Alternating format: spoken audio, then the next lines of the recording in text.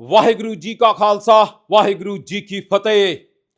ਅੱਜ ਨਰਿੰਦਰ ਮੋਦੀ ਦੀ ਹਿੰਦੂਤਵਾ ਹਿੰਦੁਸਤਾਨ ਹਕੂਮਤ ਨੇ ਜਨਮ ਸਥਾਨ ਨਨਕਾਣਾ ਸਾਹਿਬ ਤੇ ਡਰੋਨਾਂ ਨਾਲ ਹਮਲੇ ਕਰਨ ਦੀ ਕੋਸ਼ਿਸ਼ ਦੇ ਨਾਲ ਗੁਰੂ ਨਾਨਕ ਨਾਮ ਲੈਵਾ ਸਿੱਖਾਂ ਦੇ ਖਿਲਾਫ ਜੰਗ ਦਾ ਐਲਾਨ ਕਰ ਦਿੱਤਾ ਹੈ। ਡਰੋਨ ਪਾਕਿਸਤਾਨ ਦੀ ਫੌਜਾਂ ਨੇ ਤਬਾਹ ਕਰ ਦਿੱਤੇ। ਨਨਕਾਣਾ ਸਾਹਿਬ ਮਹਿਫੂਜ਼ ਹੈ। ਸਰਹੱਦੋਂ ਪਾਰ ਜਨਮ ਸਥਾਨ ਤੇ ਹਮਲਾ। ਉਸ ਤੋਂ ਪਹਿਲਾਂ 9 ਮਈ 1988 operation black thunder Darbar Sahib ਤੇ ਹਮਲਾ। 6 ਜੂਨ 1984 operation blue star Darbar Sahib ਤੇ ਹਮਲਾ। ਜੁਲਾਈ 1955 ਦਰਬਾਰ ਸਾਹਿਬ ਤੇ ਹਮਲਾ। ਸਿੱਖਾਂ ਦੇ ਧਾਰਮਿਕ ਸਥਾਨਾਂ ਤੇ ਹਮਲੇ, ਸਿੱਖਾਂ ਦੀ ਹੋਈ ਨਸਲਕੁਸ਼ੀ। ਅੱਜ ਸਿੱਖ ਵੀ ਐਲਾਨ ਕਰਦੇ ਐ ਜੰਗ ਦਾ। ਇਸੇ ਭਾਰਤ ਨੂੰ ਆਜ਼ਾਦ ਕਰਾਉਣ ਵਾਸਤੇ ਆਜ਼ਾਦ ਹਿੰਦ ਫੌਜ ਬਣਾਈ ਸੀ ਸ਼ਹਿਨਵਾਜ਼ ਢਿੱਲੋਂ ਤੇ ਸਹਿਗਲ ਨੇ।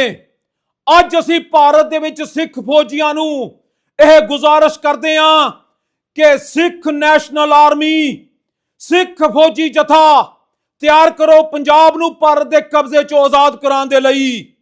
ਤਿਆਰ ਕਰੋ ਸਿੱਖ ਫੌਜੀ ਜਥਾ, ਸਿੱਖ ਨੈਸ਼ਨਲ ਆਰਮੀ ਤੁਹਾਡੇ ਧਾਰਮਿਕ ਸਥਾਨਾਂ ਨੂੰ ਬਚਾਉਣ ਦੇ ਲਈ, ਪੰਜਾਬ ਨੂੰ ਭਾਰਤ ਦੇ ਕਬਜ਼ੇ ਚੋਂ ਆਜ਼ਾਦ ਕਰਾਉਣ ਦੇ ਲਈ।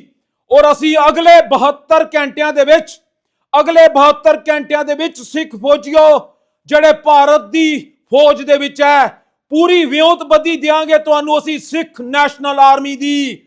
ਔਰ ਤੁਸੀਂ ਆਪਣੇ ਪੰਜਾਬ ਨੂੰ ਆਜ਼ਾਦ ਕਰਾਉਣ ਦੇ ਲਈ ਸਿੱਖ ਫੌਜੀ ਜਥਾ ਤਿਆਰ ਕਰੋ। ਇਹੀ ਭਾਰਤੀ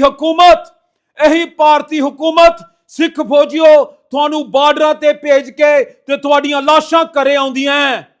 ਹਰ ਇੱਕ ਨੇ ਮਰਨਾ ਹੈ, ਮੈਂ ਵੀ ਮਰ ਜਾਣਾ ਹੈ ਤੇ ਮਰਨਾ ਤੁਸੀਂ ਵੀ ਆ ਸਿੱਖ ਫੌਜੀਓ। ਮੌਤ ਉਹੀ ਜਿਹੜੀ ਆਪਾਂ ਪੰਜਾਬ ਨੂੰ ਭਾਰਤ ਦੇ ਕਬਜ਼ੇ ਚੋਂ ਆਜ਼ਾਦ ਕਰਾਉਣ ਦੇ ਲਈ ਦਈਏ।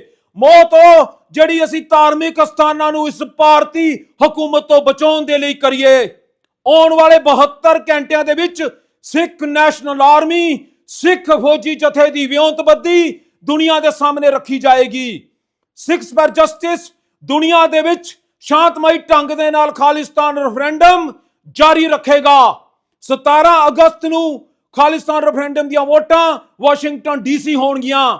ਉਹਦੇ ਨਾਲ ਅਸੀਂ ਪੂਰੀ ਪੈਰਵਾਈ ਕਰਾਂਗੇ ਸਿੱਖ ਨੈਸ਼ਨਲ ਆਰਮੀ ਦੀ ਤੇ ਸਿੱਖ ਫੌਜੀ ਜਥੇ ਦੀ। ਅੱਜ ਸਮਾਂ ਹੈ, ਜੰਗ ਲੱਗੀ ਹੈ ਪੰਜਾਬ ਦੇ ਉੱਤੇ, ਜੰਗ ਲੱਗੀ ਹੈ ਸਰਹੱਦ ਦੇ ਉੱਤੇ। ਜੰਗਾਂ ਦੇ ਵਿੱਚੋਂ ਮੁਲਕ ਬਣਦੇ ਆ।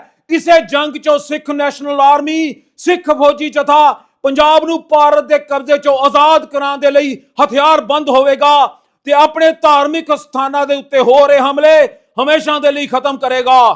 ਖਾਲਿਸਤਾਨ ਜ਼ਿੰਦਾਬਾਦ।